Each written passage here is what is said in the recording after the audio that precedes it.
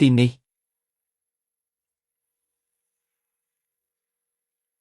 ចូលទៅ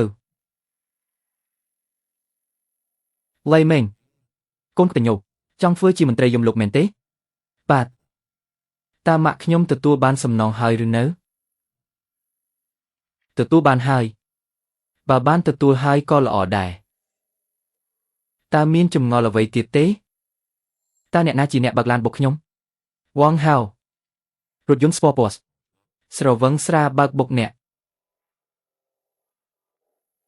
មនុស្សម្នាក់នោះត្រូវបានចាប់ខ្លួនឬនៅគេខ្លាញ់បន្លំលិខិតបញ្ជាក់ពីជំងឺផ្លូវចិត្តគេរួចផុតពីទោសហើយហេតុអ្វីបានជាគេគ្មានទោសគេបើកឡានបុកខ្ញុំស្លាប់ហេតុអ្វីបានជាគ្មានទោសអាយុជីវិតរបស់អ្នកតាមពិតមិនខ្លីនោះទេមិនខ្លីទេជាតិមុនអ្នកជាកូនកតញ្ញូហើយក៏ធ្លាប់សាងអំពើល្អច្រើនមិនមែនជាមនុស្សមានអាយុខ្លីឡើយចុះហេតុអ្វីបានជាវ៉ាងហៅបើកឡានបុកអ្នកអាយុជីវិតរបស់អ្នកត្រូវបានគេកាត់ផ្តាច់ត្រូវបានគេធ្វើឲ្យដាច់គេហៅថាវាសនាជារបស់ដែលគេជំពាក់អ្នកវាជំពាក់ជីវិតខ្ញុំហេតុអ្វីក៏វាអាចនៅរស់រានមានជីវិតវាបើករថយន្តបុកមនុស្សហើយរត់ផលកម្មមិនដែលរំលងអ្នកណាឡើយចុះពេលណានឹងទទួលបានយុត្តិធម៌បុណ្យកុសលពីជាតិមុនរបស់វាមិនទាន់អស់នៅឡើយទេវានៅមិនទាន់អស់នៅឡើយទេរឿងរ៉ាវនីមួយសុទ្ធតែមានកំណត់ពេលវេលាមិនទាន់មកដល់ទេតើវាពិតជាត្រូវទទួលទម្កម្មមែនទេតើតែអស់អាយុខ្សែយមលោកនឹងគិតគូរដោះស្រាយវាមិនអាចគេចផុតឡើយខ្ញុំនឹងវាខុសគ្នាដាច់ស្រឡះសូមអរគុណលោកម្ចាស់វីយ៉េងការធ្វើជាមន្ត្រីយមលោកត្រូវតែលះបង់អារម្មណ៍ចោលតើអ្នកគិតគូរច្បាស់ហើយឬនៅខ្ញុំគិតច្បាស់ហើយមន្ត្រីយមលោកលីម៉ឹងអនុញ្ញាតយកវីដេអូថតនោះមកឲ្យខ្ញុំអញកាន់លិខិតចូលធ្វើការនេះទៅចុះឈ្មោះនៅផ្នែកបុគ្គលិកនៃតុលាការយមលោកវ៉ាងគួយនៅកន្លែងទទួលស្វាគមន៍ប្រលឹងគឺដោយសារអាម្នាក់នឹងហើយដែលត្រូវគេស៊ើបអង្កេតលីម៉ឹងបាទចាំខ្ញុំពិនិត្យមើលបន្តិចសិនអញជាកូនដែលមានកតញ្ញូហេតុអ្វីមិនទៅកាន់ទីជម្រកដ៏សុខសាន្តបែរជាមកចង់ធ្វើជាមន្ត្រីយមលោកទៅវិញប្រាប់ហេតុផលមកកូនកតញ្ញូម្នាក់មកធ្វើជាមន្ត្រីយមលោកហើយរឿងនេះវាមិនធម្មតាតតែសោះលោកលូខ្យល់អ្វីបានជាបកនាំលោកមកដល់ទីនេះលោកចៅក្រមឈុយចង់ជួបលីម៉ឹងប្រគល់សម្ភារៈរបស់មន្ត្រីយមលោកឲ្យគេទៅយកទៅខ្ញុំអាចយកសម្លៀកបំពាក់បានហើយពីមុនមកខ្ញុំកាន់អ្វីមិនបានសោះអ្នកត្រូវបានតែងតាំងជាផ្លូវការហើយទើបអាចកាន់របស់របរបានអូបែបនេះសោះលោកចៅក្រមឈួយហៅខ្ញុំឬទាំងបញ្ជាបញ្ជូនប្រលឹងនឹងការដោះលែងចេញពីទីក្រុងអ្នកស្លាប់សុទ្ធតែជាហត្ថលេខារបស់គាត់ឯងរងចាំនៅខាងក្រៅសិនទៅលោកចៅក្រមឈួយម្នាក់នៅផ្នែកបុគ្គលិកនោះគឺលោកលូនៅផ្នែកបុគ្គលិកគឺមានបញ្ហាចំពោះលីមិញដែលជាមន្ត្រីយមលោកថ្មីថ្មោងម្នាក់នោះគាត់មានអាកប្បកិរិយាមិនប្រក្រតីសម្ដីរបស់គាត់ចាក់ដោតណាស់និយាយមកមើលតាមមានរឿងអ្វីគាត់រកគ្រប់វិធីដើម្បីបង្អាក់ដំណើរការងារសួរពីរឿងចាស់ក៏អស់ទាំងនោះខ្ញុំទើបតែដើរមកដល់មាត់ទ្វារអ្វីដែលខ្ញុំគឺគេមិនព្រមចុះត្រាឲ្យទេតោះតែខ្ញុំចូលទៅប្រាប់ឈ្មោះអ្នកទើបគេព្រមចុះត្រាឲ្យឃើញថាការងារបុគ្គលិកម្នាក់នេះពិតជាមានបញ្ហាមែនលោកជួយចាប់អារម្មណ៍លើគេបន្តិចទៅកុំទាន់ឲ្យគេដឹងខ្លួនលោកចៅក្រមគួយខ្ញុំបានប្រាប់លីមិញហើយថាអ្នកចង់ជួបគេចុះលីមិញត្រូវរៀបចំយ៉ាងណាដែរដាក់គេនៅក្រោមការគ្រប់គ្រងរបស់អ្នកទៅអ្នកជួយបង្ហាត់បង្រៀនគេផងយ៉ាងណាក៏គេជាកូនកតញ្ញូដែរចរិតលក្ខណៈគេប្រកាសជាល្អមិនខានបានតើក្នុងនៅពេលដែលអ្នកប្រាប់ថាខ្ញុំចង់ជួបលីមិញអញ្ចឹងហៅគេចូលមកចុះចូលមកអញគឺលីមីងមែនទេបាទកូនកតញ្ញូម្នាក់ចូលធ្វើជាមន្ត្រីយមលោកនេះជាលើកទី1ហើយនៅការិយាល័យច្បាប់យមលោកយើងមិនបាច់វឹកហាត់ទេទៅរៀនសូត្រតាមលូជឺតាវចុះប្រគល់មនុស្សនេះឲ្យអញហើយគ្មានបញ្ហាទេ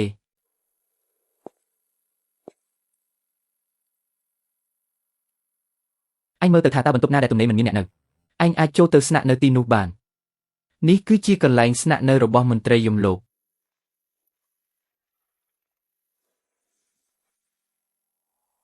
មិញនេះចៅក្រមយមលោកបាននិយាយថា ឲ្យបដូរឈុតសម្លៀកបំពាក់រួចដើរតាមលោកទៅមិនដឹងថាត្រូវទៅណាទេខ្ញុំនឹងបង្រៀនឯងពីរបៀបទុកដាក់វាមន្ត្រីយមលោកគឺអាចប្រើប្រាស់មន្តអាគមបានមន្តអាគមគឺទទួលបានមកពីផ្ដោតអារម្មណ៍ឲ្យមាំចូលតាមខ្ញុំមកត្រូវទៅកាន់ទីក្រុងអ្នកស្លាប់ម្ដងបាទ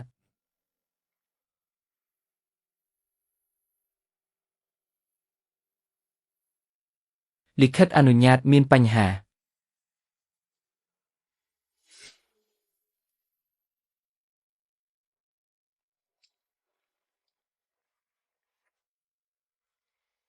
មកយឺតពេលហើយកំណត់ត្រាការសាកសួរយកវាមកឲ្យខ្ញុំកាលពីយប់មិញមានគេកាន់លិខិតអនុញ្ញាតរបស់សាលាយុទ្ធធម៌លោកមកសាកសួរគេនិយាយថាលិខិតអនុញ្ញាតរបស់អនុប្រធានគឺពិតប្រាកដយើងមិនបានរារាំងទេឯកសារនៃណាវាជាឯកសារคล้ายៗទម្រង់ទឹកថ្នាំនិងប្រភេទក្រដាសគឺដូចគ្នាបេះបិទទៅនឹងរបស់ពិតត្រានេះមិនមែនខុសដោយសារត្រាដើមទេវាជាការចម្លងស្នាមត្រាមាននរណាម្នាក់កំពុងកាន់ស្នាមត្រាចម្លងនៅក្នុងដៃលោកម្ចាស់មុនពេលដែលពួកគេចាក់ចេញពួកគេបានសួរខ្ញុំអំពីការិយាល័យគុតគង់ថាចង់ឃើញបញ្ជីចុះឈ្មោះដោះដូរខ្ញុំក៏បានឲ្យពួកគេទៅការិយាល័យគុតគង់បញ្ជីចុះឈ្មោះយកវាមកចុះទំព័រនេះទៅណាលោកម្ចាស់អានឹងគឺតើនរណាជាអ្នកស្លាប់លោកម្ចាស់ឯកសារទំព័រនោះគឺជាកំណត់ត្រាផ្លាស់ប្ដូររបស់ព្រលឹងខ្មោចខ្វីវាងកាលពីប៉ុន្មានថ្ងៃមុនត្រូវបានគេខាងលើមកដកយកទៅបាត់ហើយខ្ញុំពិតជាមិនដឹងថាជានរណាទេតើនៅក្នុងសៀវភៅចុះឈ្មោះមានកត់ត្រាអ្វីខ្លះវាគឺជាបញ្ជីសម្ភារៈនិងបញ្ជីផ្លាស់ប្ដូររបស់របរថ្មីនេះមានមនុស្សជាច្រើនកាន់របស់មកផ្លាស់ប្ដូរជាមួយយើងគ្រប់ត្រាទាំងអស់ដែលយើងបានពិនិត្យគឺសុទ្ធតែជាត្រាពិតប្រាកដមិនមែនជាត្រាคล้ายៗឡើយយកមកមើលបន្តិចសិន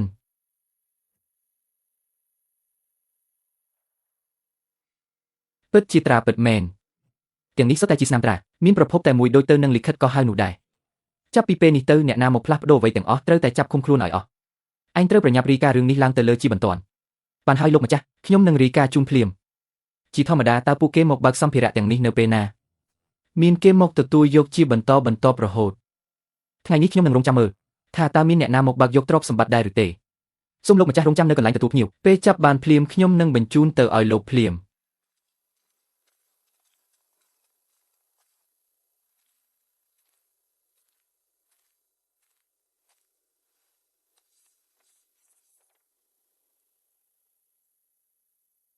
ប្រញាប់ទៅរកលោកលូទៅជួបត្រាคล้ายៗទៀតហើយ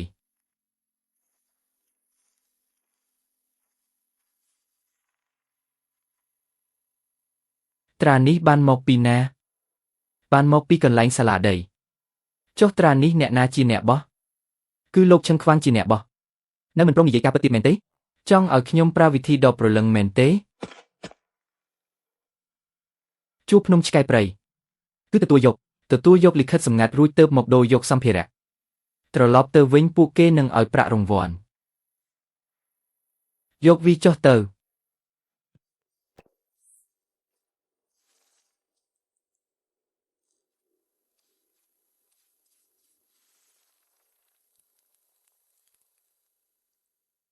ពេលសន្លឹកមួយសម្រាប់ម្ដាយមួយសម្រាប់កូនវាគឺជាស្នាមត្រាដែលចម្លងមកមាននរណាម្នាក់កាន់ពុំត្រារបស់រាជវាំងជួបភ្នំឆ្កែព្រៃទៅបាទ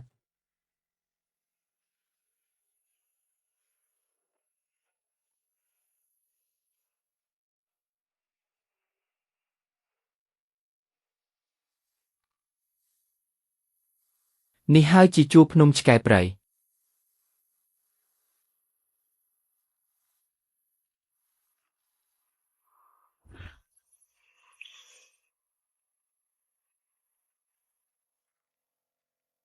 ឈប់សិនជានរណាលោកចៃក្រមឯងមកធ្វើអ្វីនៅទីនេះនេះគេចេញ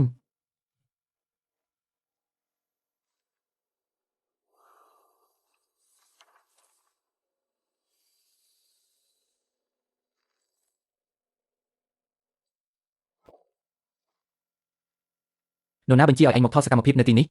លោកមន្ត្រីខ្ញុំគ្រាន់តែជាអ្នកយាមទ្វារប៉ុណ្ណោះពិតជាខុសខើមែនហ៊ានដល់ថ្នាក់ដាក់បណ្ដាសាគូកមហាមគ្រាន់តែដឹងរឿងបន្តិចក៏សម្លាប់ចោលភ្លាមទម្រុយដាច់ទៀតហើយ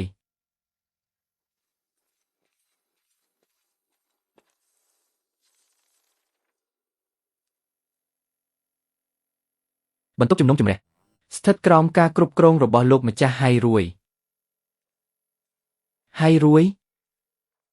លោក Lou Darren ខ្យល់អ្វីបក់នាំលោកមកដល់ទីនេះរឿងរ៉ាវគឺបែបនេះ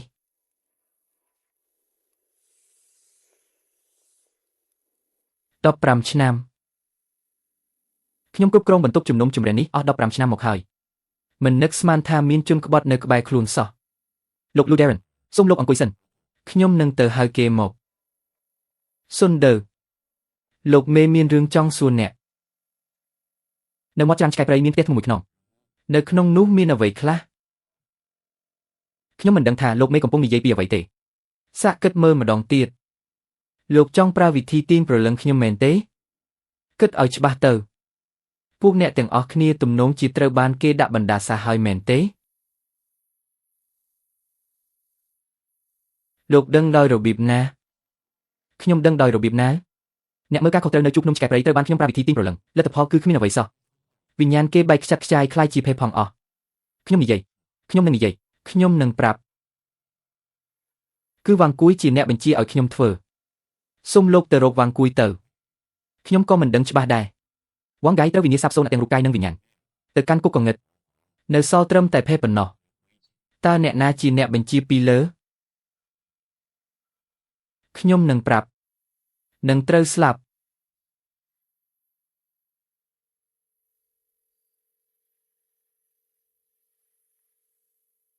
ស្លាប់ម្នាក់ទៀតហើយវ៉ាងហ្គៃបានស្លាប់ហើយអ្នកគ្រប់គ្រងក៏ស្លាប់ដែរសិនឌីក៏ស្លាប់ដែរអ្នកដែលនៅពីក្រោយរឿងនេះមិនធម្មតាទេម្នាក់សុទ្ធតែត្រូវបានដាក់បណ្ដាសាបើហ៊ាននិយាយឬមានអ្នកណាចង់ឆែកឆេរព្រលឹងពួកគេនឹងត្រូវរលាយคล้ายជាភេសិនឌីត្រូវបានគេសម្លាប់បំបិទមាត់បណ្ដាសាបង្កវិញ្ញាណវិនិច្ឆ័យទាំងរូបកាយនិងព្រលឹងតើនៅមានអ្វីទៀតលូយ៉ាបានបោះត្រាផ្លូវការរបស់ចៅក្រុមក្រុងចូលទៅពិនិត្យមើលវិហារចៅក្រុមក្រុងភ្លាមបាទ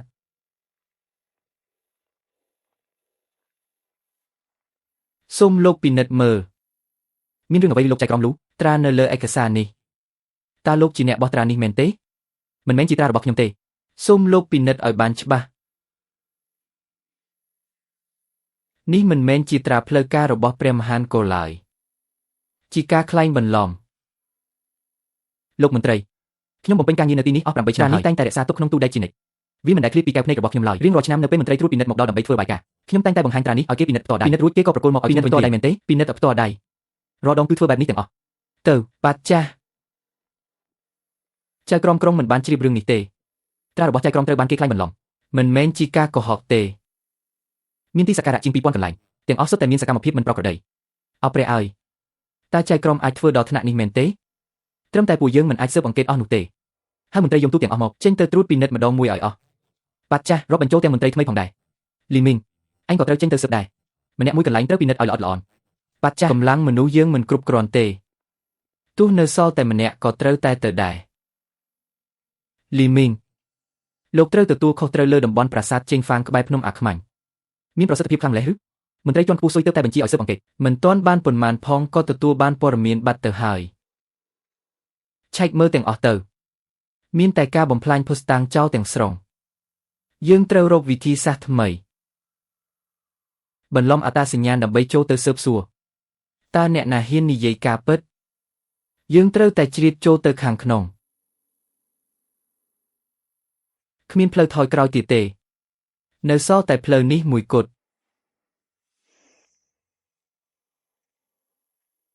ពួកយើងឲ្យពីមុនមិនមែនធ្លាប់មានគេហៅពួកយើងឲ្យទៅនាំផ្លូវនៅខាងមុខទេហើយអ្វីក៏យូរម្លេះមិនឃើញមានដំណឹងអ្វីសោះវិនលីម្នាក់នោះក៏ភោជនីយដ្ឋាននេះទេស្អាតអស់ហើយតើពួកអញឃើញគាត់ចុងក្រោយនៅពេលណាខ្ញុំចាំមិនសូវច្បាស់ទេពួកយើងក៏ទៅតែមកដល់ដែរមកដល់ទីនេះក៏គ្មានអ្នកណាអើពើនឹងពួកយើងដែរអ្នកខាងក្រោមមិនដឹងរឿងអ្វីទាំងអស់តែអ្នកដែលដឹងរឿងទាំងនោះស្លាប់អស់ទៅហើយមិនមែនទេមិនមែនមានអ្នកសម្លាប់បិទមាត់ឡើយគឺប្រែក្លាយទៅជាភេទដោយខ្លួនឯងអ្នកដែលដឹងការសម្ងាត់មិនអាចនិយាយឬរងការដកហូតប្រលឹងបានទេ ការដែលយើងស្រាវជ្រាវក៏ស្មើនឹងជួយឃាតករក្នុងស្ថាប័នដែរមិនអាចនិយាយរងការដកហូតព្រលឹងបានទេបើមិននិយាយរឿងសំខាន់វានឹងមិនកើតរឿងទេខ្ញុំនឹងប្រើវិធីរបស់ខ្ញុំដើម្បីចាប់ឯងចេញមក